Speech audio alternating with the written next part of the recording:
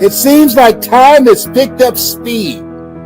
And if you got some bills, you don't get 30 days out of the month. You get 2 weeks. Didn't I just pay that? No. Come on. Where did time go? You are 77. Who does that? Wow, I served at the Lord's Supper. Time has picked up speed. This is a different time. I want to share with you and want to talk to you about something. Do what's you. Make your life count on doing the things that's true to you. What I love about the presenters that are talking to you are people who have overcome some stuff, who have grown through some stuff and decided that will not make me or break me, but I'm going to use my voice and my story and my example to empower people, because a lot of people need it. Some people will hear me. Some people will hear Tracy. Some people will hear Makuba. Some people will hear you. We all have a voice. We all can impact people's lives. And so as you look at yourself, look at your goals, look at your dreams, do things that's true to you. Now let me share something else with you. I think the most important message that I have ever given, I would say the most important statement, and I want you to write this down and put it somewhere where you can see it. Because these individuals that you see, they're trainers, they're consultants, they have a variety of knowledge and abilities and skills. I endorse them, I support what they're doing, and I know that they're going to make a difference for you, for your company, for your church, for your organization. Because I get the chance to see them up close and personal. We are processed. We are working on our stuff, including me. Live your life the way you want to lead your life. I spoke to a group yesterday, and I asked, if you had 3 months to live, what would you do differently? And all of them, 100% said, I would quit my job. If I knew I had 3 months to live, I would start doing more programs. I would speak more. I'll be on Twitter, on LinkedIn, Instagram, TikTok. I'll be doing all of them. Let me tell you something. Listen, why? Because I'm doing what I love to do. If you spend 40 to 50 hours a week doing something that's not you, that's stressful. But if you're doing something that's you, that's passion, honey. Or you go rob the cemetery of your talents, of your abilities, of the gifts that God put in you, that He brought you here at this point in time to help clean some of this mess up. And these individuals have answered the call on their life. And I'm encouraging you. What's in your heart? Do what's in your heart. Where your heart is, there your treasure is also. Yeah. See, the reason that I'm excited about these speakers, and we're going to be sharing stages around the world, that we're living in an incredible time. I remember speaking in 4 or 5 different cities. I have to get on airplanes and go from city to city, hotel to hotel. Now, we can just do it in the comfort of our home. And so what they're doing is paving the way, because we're going from brick and mortar to click and order. Now, we can reach people, we can help people to achieve mental health and wellness, helping people to develop strategies and the new skill set for this new space where we are. These people have put in a lot of work, a lot of time, a lot of effort. So I don't want you just listen to them. I want you to write down information, take some notes, and get contact information so that you can incorporate their services for your business, for yourself, or for your organization, and for things that you believe in and causes that you support. Here's something else. Make every day count. I was talking to someone today, and they said, well, let's get together in 2 weeks. I said, no. I said, you just told me you're an hour and a half away. I said, let's do this right away. I remember when Michael Jackson said, "This is it," after procrastinating and putting off going on tour. But it was not the it he had in mind. And the older you become, the more calls you get about people who are gone. I remember my high school teacher, Mr. Washington, and he was an unusual guy. We told him, "Hey, did you hear Mr. Hayes died unexpectedly?" And he said, "Leslie," I said, "Yes, sir. No one dies unexpectedly. We all gonna die." I said, "Oh, we have an expiration date." And so I'm encouraging you, make every day count. It says not the number of breaths that we take, but the number of breaths that moments and events that take our breath away. Here's something I'm doing now, and I encourage you to do. I heard something that shocked me, and I didn't like the guy's voice, and I heard what he had to say accidentally. He was talking to this couple, and he asked them, "I'd like to give you $1 million. How do you feel?" They said, "Wow, I'm excited." The husband said, "Yes." And he asked, "Why are you excited?" He said, $1 million? He said, "I know what I'm going to do with it." He said, "I got something else better for you." And they said, "What?" "I'm going to give you $10 million. How would you feel?" He said, "Great. Wow. I would be, off the hook. That would blow my mind." He said, "There's one hitch." And they said, "Okay, what is it?" "I'm going to give you $10 million today, but you won't wake up tomorrow. You'll be dead. Do you still want it?" They said, "No. You wouldn't accept $10 million today?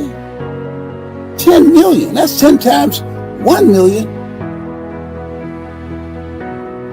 You would pass on that? You saying I will be dead tomorrow?" "Yes, you'll be dead tomorrow." He said, No. He said, "So you're saying when you wake up in the morning that you got life, that's equivalent to having $10 billion, that you're still here. Oh, stuff's going to happen to you, but you're still here. You're going to have setbacks. You're going to lose money. People are going to betray you. Things are going to happen that you won't see coming. But each morning that you wake up, you got a chance to work on it. You got another shot. You got some more time that you've been given by God to begin to straighten things up in your life.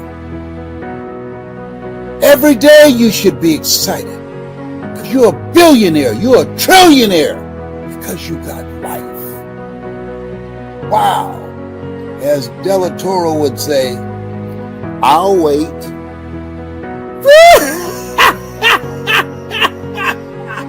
I never thought it like that. I never thought about it like that. So when I wake up in the morning, I woke up this morning, I said, whoa, there's some billionaires that's pushing up daisies. So I'm glad to be here. And I know a lot of others that would love to be here. And I still got a chance to serve. I still got a chance to make my life count. I know that my life has an expiration date, but I'm here now. I'm not going to focus on when I'm gone. I'm going to focus on what do I do with what I have. I'm going to live my life the way I want to lead my life. So these speakers, they answered a call on their lives. They said, I want to live my life the way that I want to lead my life. I'm going to change some lives before I leave here. I'm going to inspire some people. I'm going to bring out the greatness in some folks. I'm going to let people know that their adversities don't have to break them. they can make them stronger. I want them to be able to live their dreams by making a statement and taking a stand with the life that they've decided to choose to leave the world in better shape than how they found it for their children and their grandchildren and their great-grandchildren. You have something special. You have greatness in you. I want you to think about the fact that you are still here, that God has something in mind. A lot of people out of here. People dying today who never died before. Come on. Oh, behave.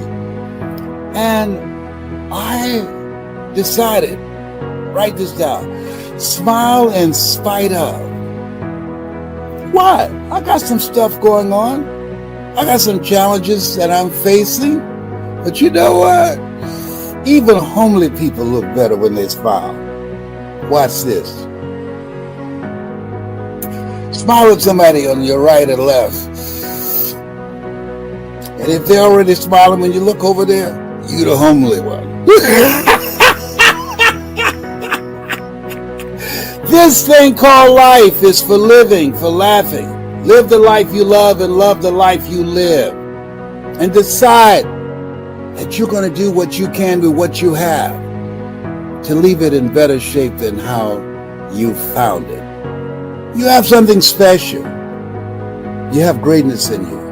We've all had major disruptions in our lives because of this pandemic.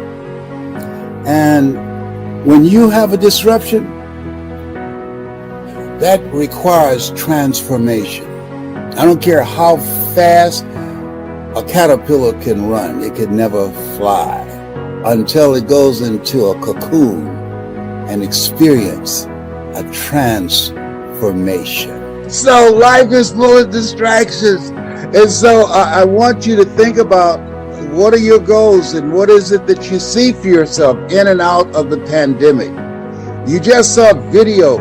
Here I am, 77 just a few months ago. About 3 months ago, I connected with my birth family and to see a picture for the first time of my birth mother and father. This thing called life, it's just so unpredictable. And so that in the middle of all the stuff that we have to do and the things that you have to do in terms of your personal stuff, in terms of your business and the people that's a part of your team, and all of the unexpected distractions that we just don't see coming. This is a very challenging time. And what we have to do and know is, first of all, we have to have a program for ourselves to handle what's going on. And I want you to write this down. When things go wrong, don't go with them, because they're going to go wrong. That's going to happen. And so having a strategy, a game plan, a ritual to train your mind to observe things and not buy into the things that you see, that's major now more than ever. This is no time to lose it. And so when we look at all the conflict and all the things, the confusions and the violence and the spike in suicide and politicians lying out of their necks every day and say, don't believe your lying eyes. You say, come on. This is a different kind of place. And so this is a time that you have to begin to focus on you. This lady, she was working in hospice and she was interviewing patients who just had a few weeks to live, about 2 months to 3 months. And she asked them, what do you regret about your life? And the majority of them said that I wasn't true to myself. That I wish that I had done the things that had been true to me. It's been said that most people die unlived lives. They die a life that's not them. And so I started examining, where am I now and what am I to do with what I'm going through, just with one of my children who's bipolar schizophrenic. How do I handle that? I called Fav and say, hey, I need some help. Do you know anybody that can help me? Because here I am, can motivate people around the world, and my son, look like I made him by myself, can't hear my voice. So that's very challenging, and it's very humbling. So part of what I want to share with you, develop a ritual for you. I'm the fix-it person, but I had to begin to anchor myself in the words, Lord, grant me the serenity to accept the things that I can't change, the courage to change the things that I can, and the wisdom to know the difference. And if that wasn't enough, I'm at Cancer Centers of America last week, and they said, Mr. Brown, we know we gave you the Perseverance Award for 29-year prostate cancer conqueror. But we see something here, because I just said, let me just check myself out and see how things are going. And they say, your white blood cells are low. We've not seen this. And I remember reading a book called Who's the Matter with Me? And what I realized, that the shift that has taken place in my health that I'm now proactively dealing with, it is a result of stress, that I was allowing the stress, dealing with my son, dealing with the business and all my children, and all of the things that I just have to deal with. No, excuse me, not have to deal with, that I get to deal with. I want you to write this down. Operation Clean Slate. Come on, somebody. Well, I'm coming for you right now. I started saying, wait a minute. A lot of stuff that I had on my plate, it wasn't my stuff. And so I decided Operation Clean Slate. I started getting stuff off my plate, my children, my brothers and my sisters and friends. My mother had a sign, my adopted mother had a sign on her mirror, and it read, oh Lord, help me keep my nose out of other people's business. Now I understand. I want you to write this down. We live our lives forward, but we understand it looking backwards. Now I understand what Mama meant, because I was putting my nose in a lot of business that was not my business. Operation Clean Slate.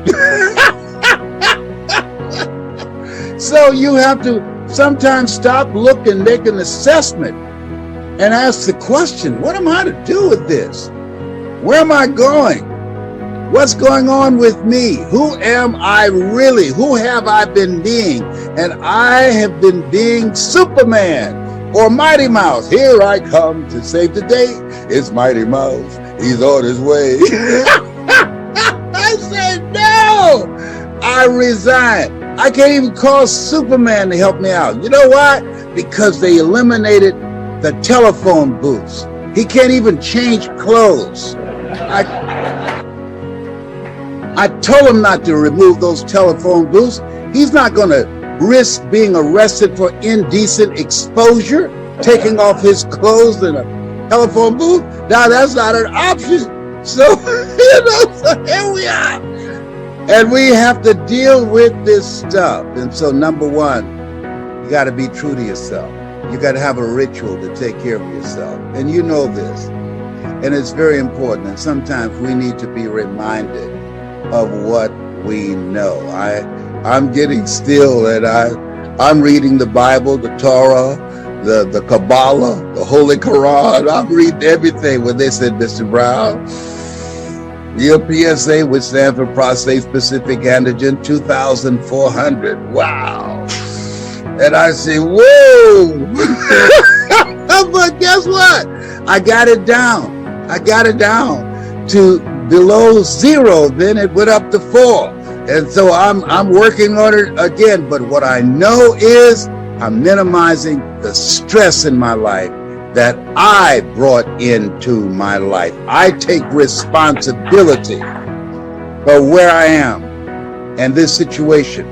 That's an opportunity to prove my discipline and my commitment of making choices that I would be here, and at 77 making the rest of my life the best of my life. And I know that many of you have decided in this mastermind, that's where you are.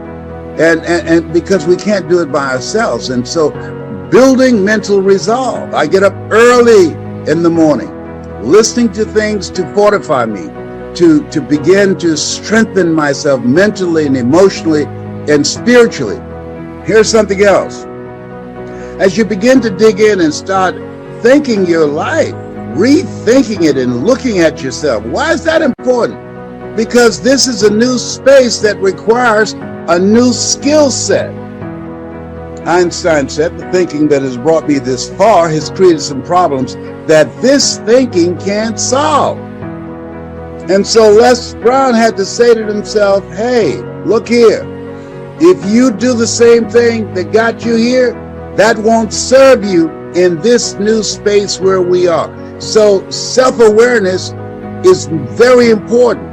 Am I being me? Am I being true to myself? Am I doing the things that I need to do to keep myself on the path, to do the things that as I go forward where I am an asset to my family and not a liability? Here's something else. Whatever your goal and dream is, I can share with you based upon my experience, it's possible and it's necessary. You got to decide, I'm going to do this, I'm going to make this happen. But not just that, but also who you have to be in order to do that. Because at the end of the day, and you know this, being with Fab, that people don't live life as it is. You live life as you are.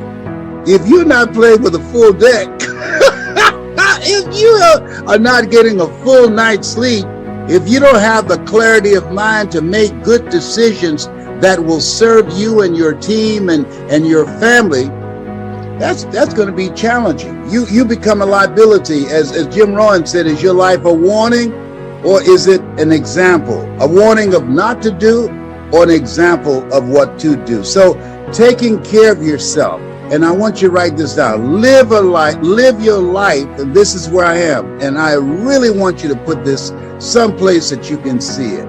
Live your life the way that you want to lead your life. I was talking to a room of entrepreneurs, and I asked them, if you knew you had just a few weeks to live, what would you do differently? And I was surprised that the majority said, I would quit my business, and they start thinking about things that they were going to do. And here's what was fascinating. There's a young lady in there named Pauline Ahi. Pauline was born with no arms and no legs. And so as I was passing her table in this training I was doing, someone said, did you hear what Les said? Write down the things that you would do differently if you knew you just had a few weeks to live. She said, yes, I heard him. And what most of them did at the table, they talked about quitting their business and start traveling and just doing a variety of things. And what she said, I would continue to be me.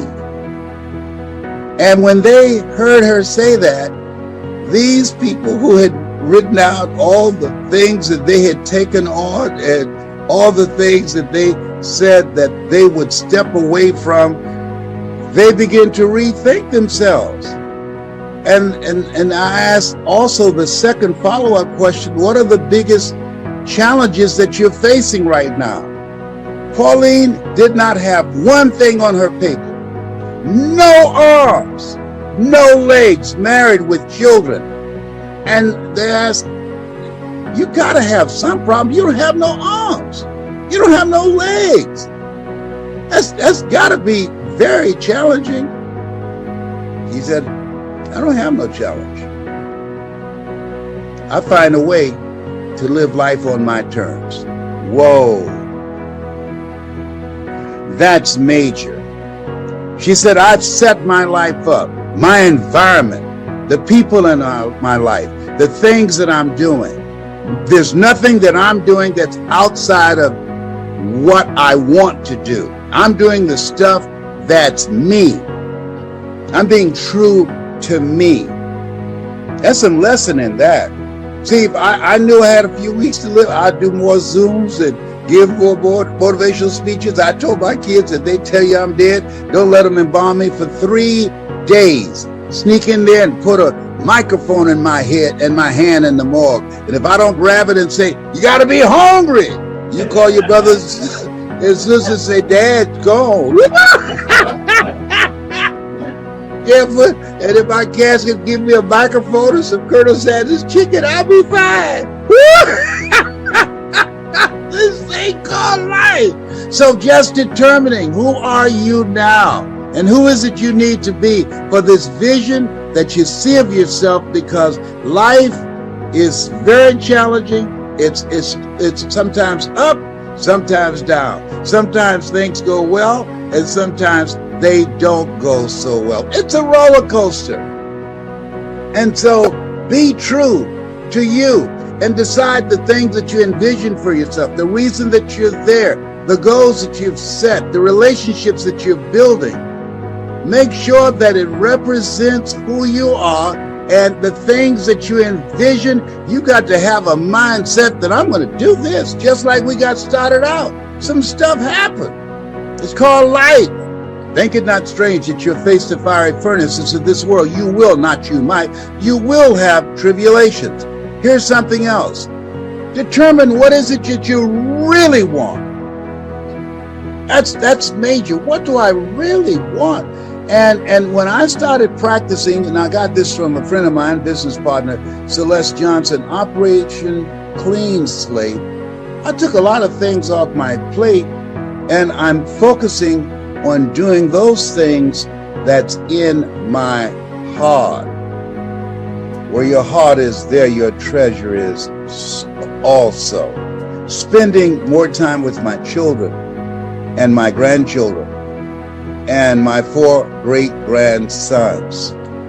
And so when you look at the things that you want, creating special moments, it's been said is not the number of breaths that you take, but the number of breaths that takes, the number of moments that you create that takes your breath away. And that's what I'm looking at and focusing on. I remember when I read this article about Howard Hughes, who at that time was the wealthiest man in the world, and they were trying to rush him someplace on an airplane, and he died. And someone asked the question, how much did he leave? And somebody answered, all of it.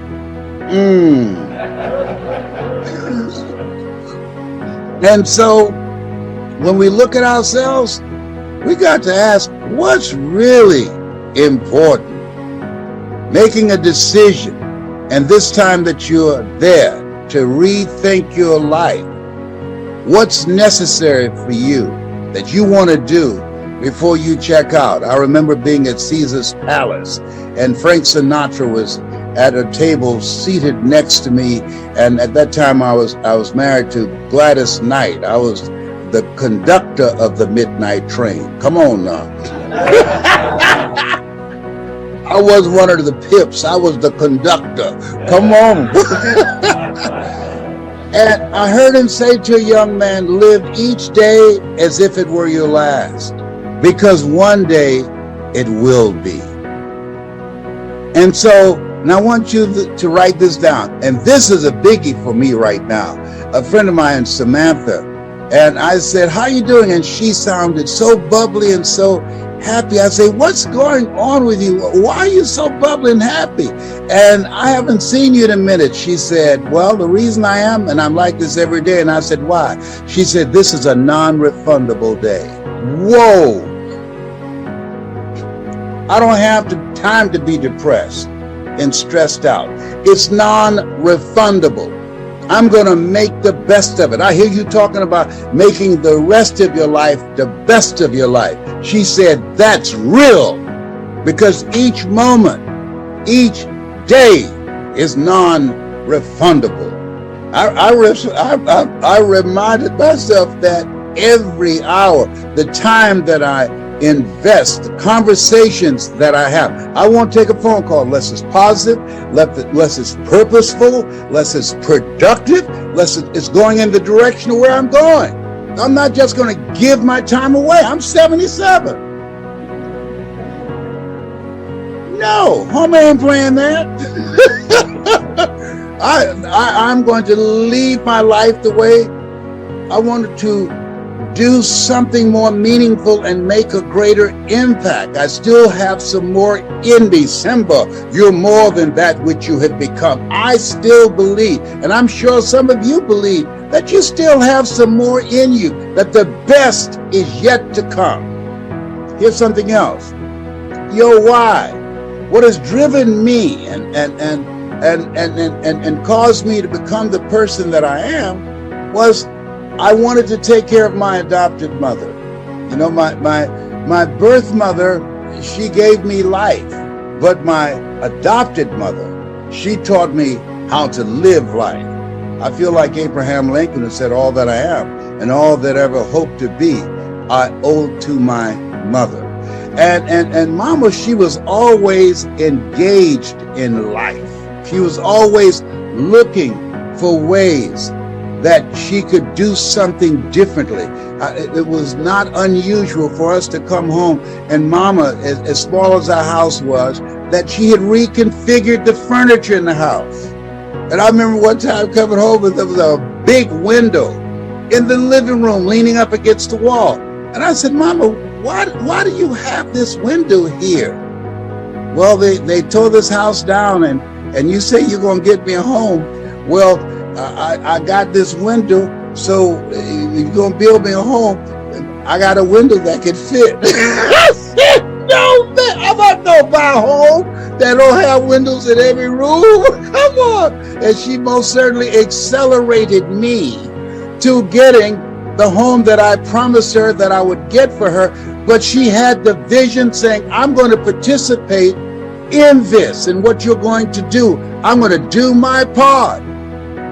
And so what reason you're here, you've decided, hey, I got something else I want to do. You've got some bigger goals that you want to achieve. And write this down.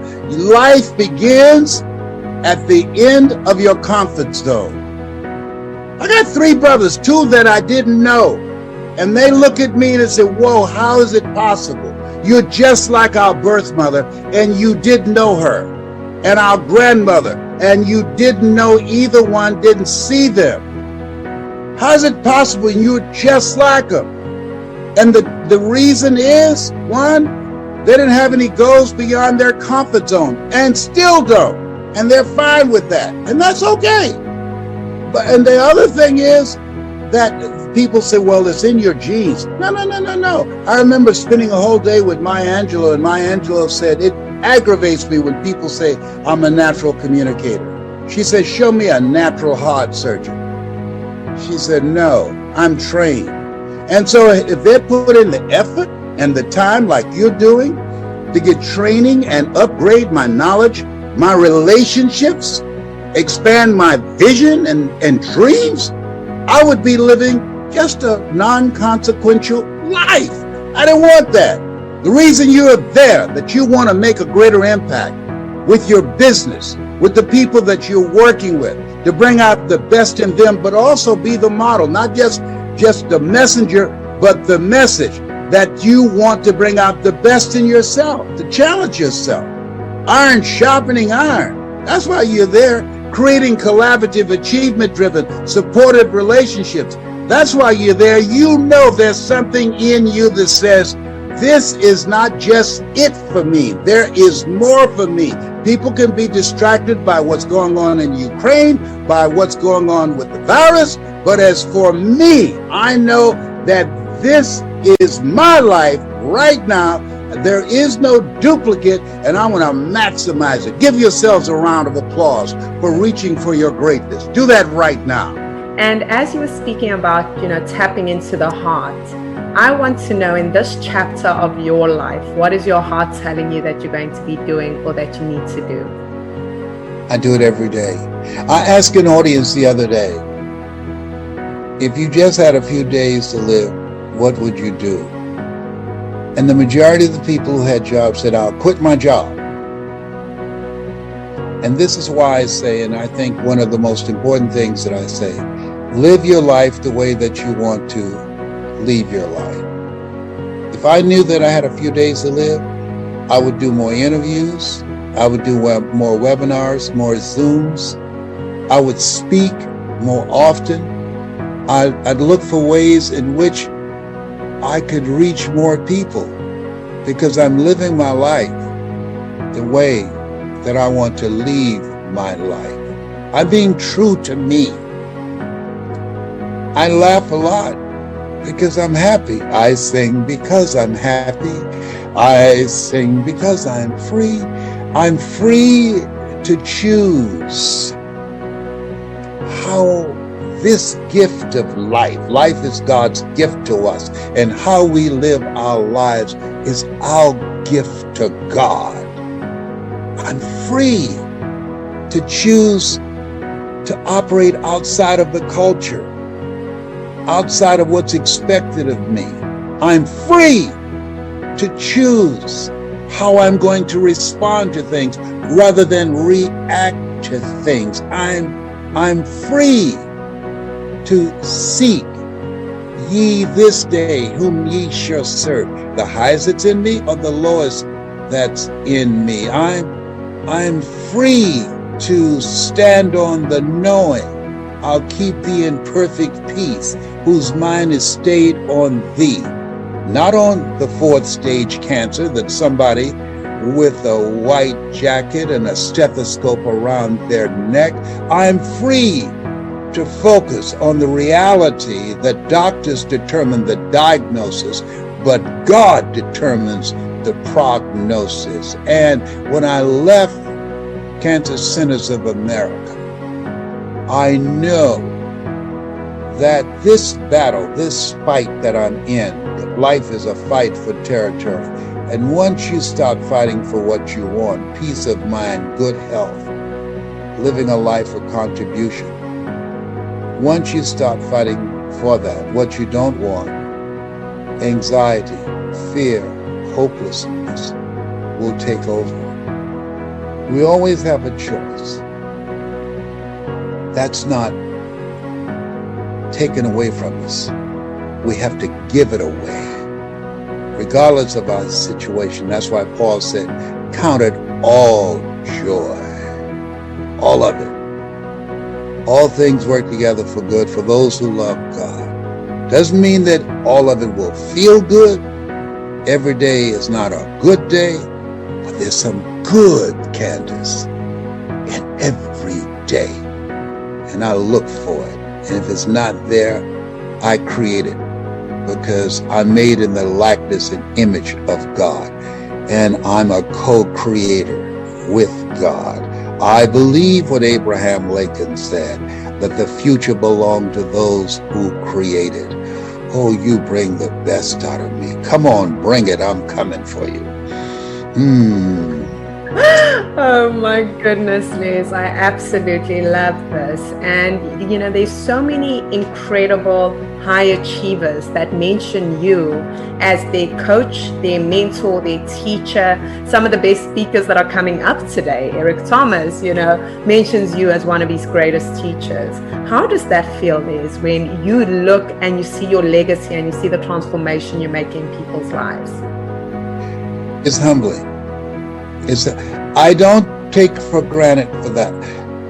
It's humbling because somebody, Mr. Leroy Washington, Mike Williams, who wrote the book, The Road to Your Best Stuff. Mr. Washington was a speech and drama instructor who said to Mr. Brown, develop your communication skills, because once you open your mouth, you tell the world who you are. He's spoken to my life and said, someone's opinion of you does not have to become your reality.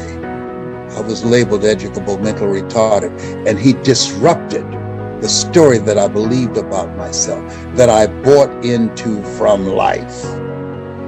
He disrupted that. And because of that impact he had on my life, I have been inspired to do for others what he did for me. And Mike Williams, who said, Brownie, you're more than a disc jockey. At that time, I was LB, Triple P, Les Brown, your platter playing Papa. There are none before me, there will be none after me. Therefore, that makes me the one and only. Young and single and love to mingle, certified, bona fide, indubitably qualified to bring you satisfaction and a whole lot of action. Bam! When you know within yourself that there's something you want to do, and I believe that all of us were born with a purpose, that all of us have something that we are supposed to do, that all of us have some goodness within us, and that goodness gives us a responsibility to manifest our greatness. And when you know that, you can feel it in your guts, and you know that you're deliberately operating below your potential, you've gotten comfortable, you stop expanding, you stop stretching, you stop challenging yourself. Let me share something else with you. Not only is it possible for you to have your dream, but it's necessary.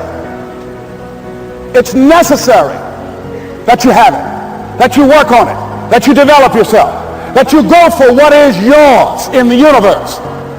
I have a friend that at the beginning of the year I was in Los Angeles giving a speech, and I do a seminar teaching people how to become involved in the speaking business, and also one called Speaking with Power, teaching people how to begin to develop their communication skills. And this friend, I said, I want you to work with me. I called her up. She said, Les, are you sure I can do it? Sure you can. You have a PhD in communications. I don't have that. If I can do it, sure you can do it. In fact, I'm going to give you the support that you need. Here's what I realize, ladies and gentlemen. We only have enough energy to take us to a certain level. But it's necessary that we assemble ourselves with other people who share our vision, other people that can see it for us, to give ourselves a home court advantage.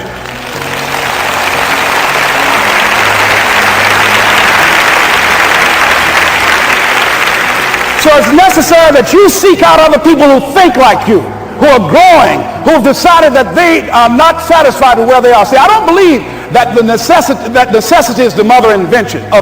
No, necessity, in my opinion, is not the mother of invention. Refusing to accept things the way that they are is the mother of invention.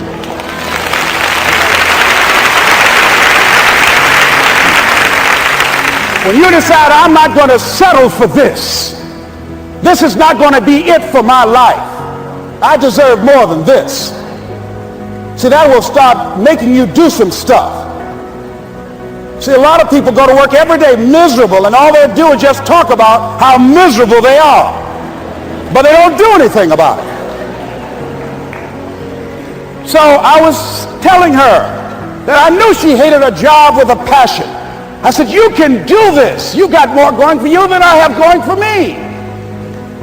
And we've been going through this for years, ladies and gentlemen. She'd been to my seminar speaking for a living. She brought her husband, and that was one of the major problems that I realized that happened in her life. He couldn't see it for her. So you got to make sure that you have people in your life that can see it for you, that will encourage you. Non-affirming relationships can hurt you.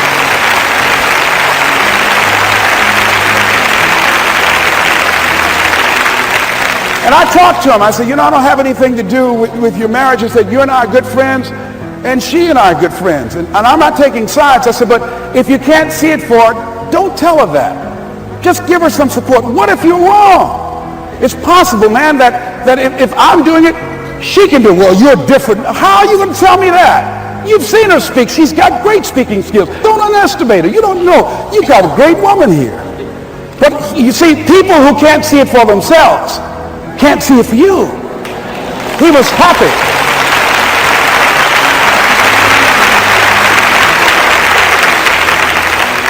So I said, will you do it with me? I said, I'm going to give you the support you need. You can't do it by yourself. I will stand with you. She said, you will? I said, yes. I'm going to make you a part of my seminar. You'll do a part of it, and I'll do a part of it. Speaking with Power. She said, okay. 3 days later, ladies and gentlemen, I got an emergency call at my office. It was from her husband. He called and said, "Tell Les Brown that Marion is dead." I said, "Oh no." When I was flying there to go to the funeral, and I remember the last time that I saw her, and I had some of her papers that I had gotten inadvertently confused with mine, and I took them home. And I was searching through these papers to do one of her works. She was a prolific writer. And what got me, what was so sad that made me begin to cry, was that there were poems that she had started that were profound poems, great thoughts that she didn't complete. Plays that she had started that she didn't complete. See, that poem was given to her. I can't finish that for her, nor can you. That play, whatever the outcome that she had envisioned, that she had imagined, was given to her.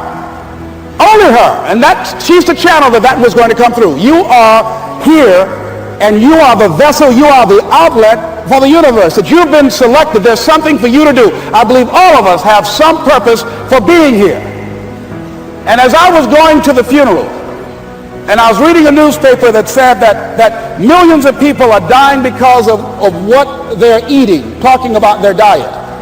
And I'm sure that it was Marion talking to me, whispering, saying, "Les, the next time you speak, so that even more are dying because of what's eating them."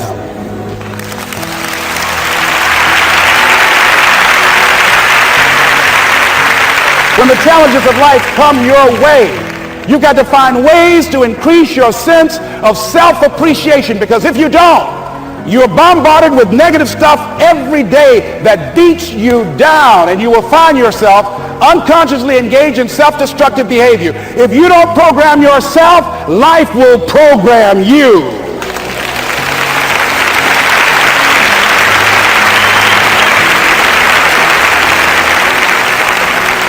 So you want to have an agenda for your life. It's necessary that you have some direction for your life. A friend at the National Speakers Convention gave us a presentation, and it really struck me. He was talking about when he was traveling across Europe, Warren Gresham, and he said at different points soldiers would wake them up on their journey and ask him the question.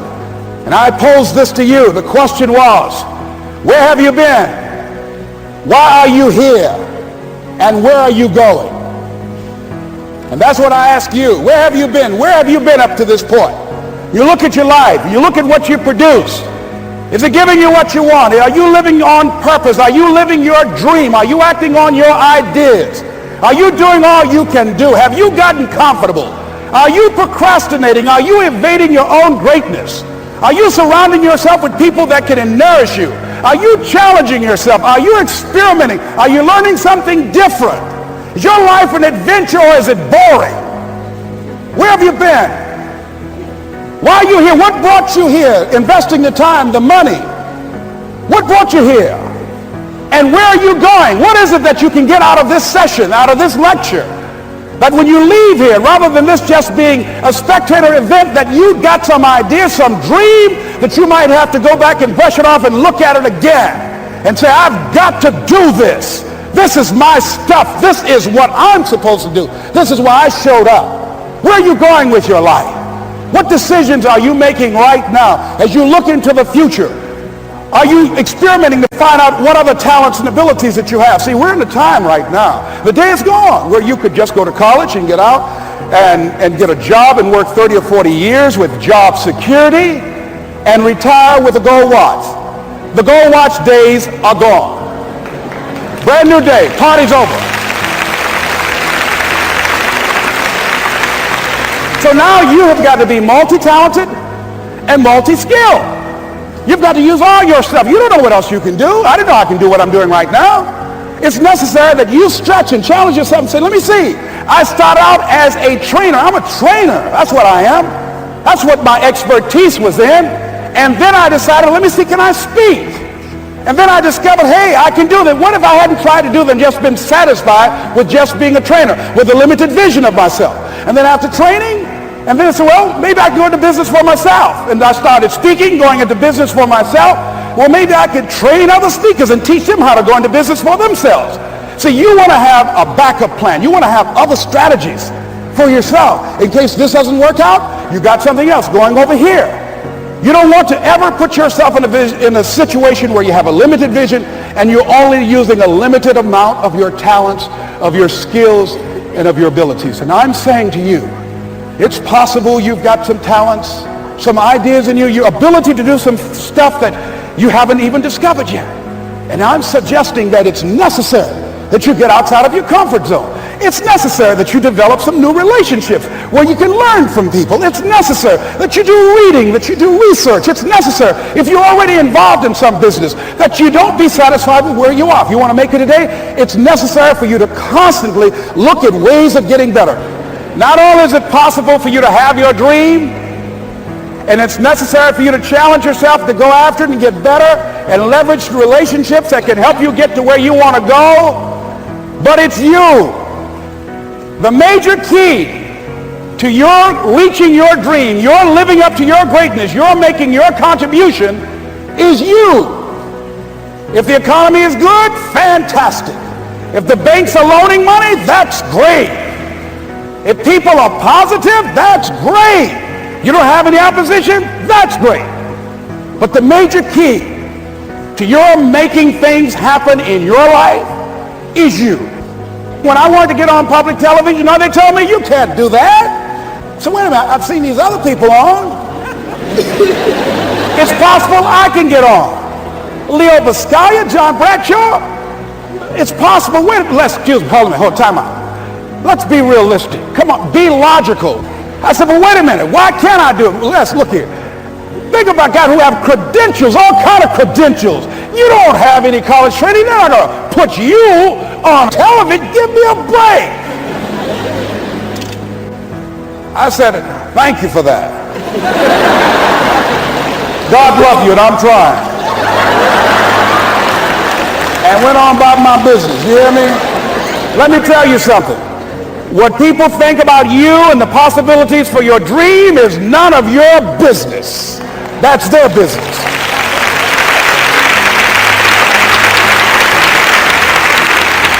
They have no imagination, ladies and gentlemen.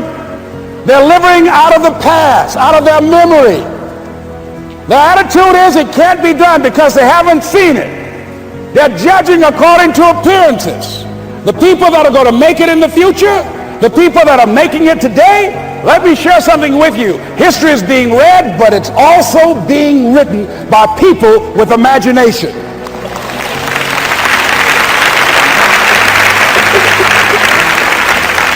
So I went to the next mode, necessary to start talking to people and seeking and asking for what I wanted and leveraging relationships and trying to find out how do the people do it that went ahead of me? How do they do it?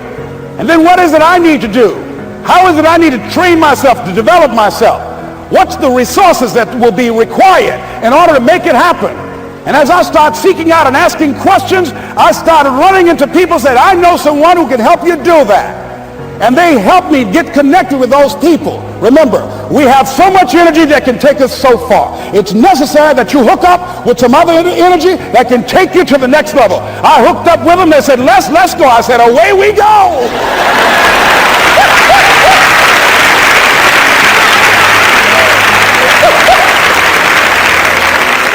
And guess what? Here we are. I love it. You want your stuff?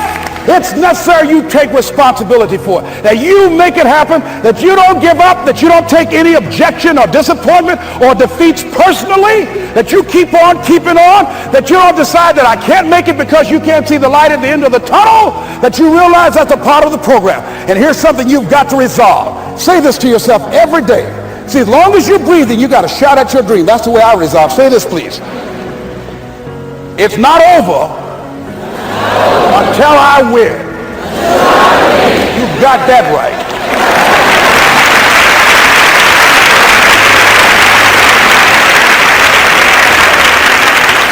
It's not over till I win. Not over till I get through.